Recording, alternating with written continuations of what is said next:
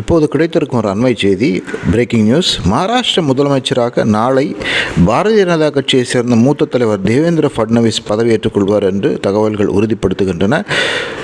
தேர்தலிலே மிகப்பெரிய வெற்றி பெற்ற பாஜக சிவசேனா ஷிண்டே கூட்டணிக்கு பிறகு யார் முதல்வராவது என்று குழப்பம் நிலவி வந்ததாக தகவல்கள் சொல்கின்றன.